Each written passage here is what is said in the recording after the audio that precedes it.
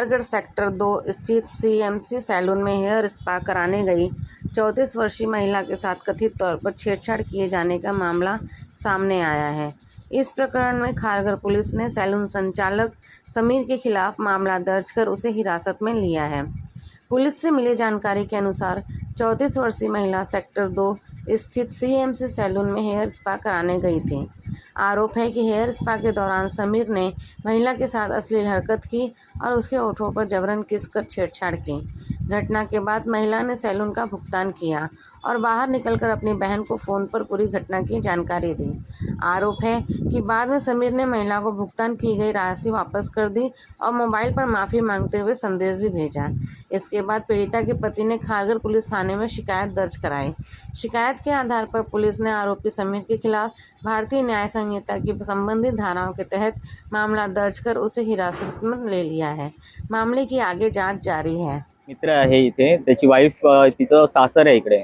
आम्ही डोंबिवलीला राहतो सगळे आणि माझ्या मित्राचे वाईफचं सासर इकडे खारघरमध्ये. तर त्या इकडच्या एका सलूनमध्ये आलेल्या.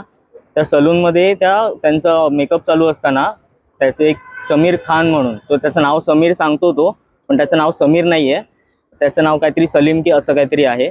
तर त्याचं CNC आणि दुसरं काय नाव आहे त्यांच्या सलूनचं, अजून एक त्याचे 2 सलून आहेत इथे, लीट म्हणून अजून एक सलून, असे 2 सलून त्याचे इथे आहेत. त्याच्यामधल्या CNC सलूनमध्ये हा सगळा प्रकार घडला की त्याची वाईफ, जेव्हा माझ्या मित्राची वाईफ तिथे जेव्हा मेकअप चालू होता त्यावेळेला त्याने तिला किस केलं आणि ती गोष्ट तिने त्याला तिकडनं ही घटना घडल्यानंतर त्या निघून गेल्या तिकडनं आणि त्यांनी त्यांच्या मिस्टरांना घरी जाऊन फोन केला की असं असं माझ्यासोबत झालंय. मग आम्ही तिकडे येऊन त्या सलूनवाल्याला विचारणा केली तर तो आम्ही असं नाही आहे, हे नाही. आता आजचं प्रकार म्हणजे एकदम निंदनीय आहे. समस्त माझ्या हिंदू भगिनींना, माता भगिनींना पहिलं माझं निवेदन असणार, नम्रतेची विनंती असणार आहे की जिथे ते लांड्यांचे सलून किंवा यांचे धंदे, भाजीपाल्याचे धंदे आहेत तिथे पहिला बघा तुम्ही.